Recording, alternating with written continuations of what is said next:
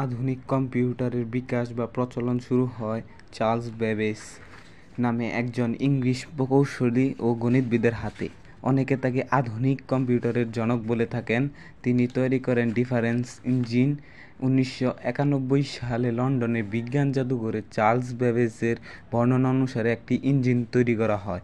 দেখা যায় যে সেটি সঠিকভাবেই কাজ করছে এবং পরবর্তীতে তিনি অ্যানালিটিক্যাল ইঞ্জিন নামে একটি গণনা যন্ত্রের পরিকল্পনা করেন। তবে গণনার কাজটি কীভাবে আরও কার্যকর করা যায় সেটি নিয়ে ভেবেছিলেন কবি লর্ড বায়রনের কন্যা অ্যাডা লাভলেস। মায়ের কারণে অ্যাডা ছোটবেলা থেকেই বিজ্ঞান ও গণিতে আগ্রহী হয়ে ওঠেন।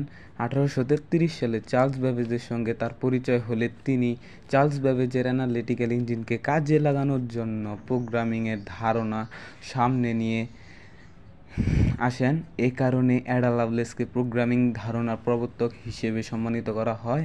1840 সালে চার্লস বেবেজ তুরিন বিশ্ববিদ্যালয়ে তার ইঞ্জিন সম্পর্কে বক্তব্য দেন। সে সময় অ্যাডা লাভলেস চার্লস বেবেজের সহায়তা নিয়ে বক্তব্যের সঙ্গে ইঞ্জিনের কাজের ধারাটি ধাপ অনুসারে ক্রমান্বিত করেন।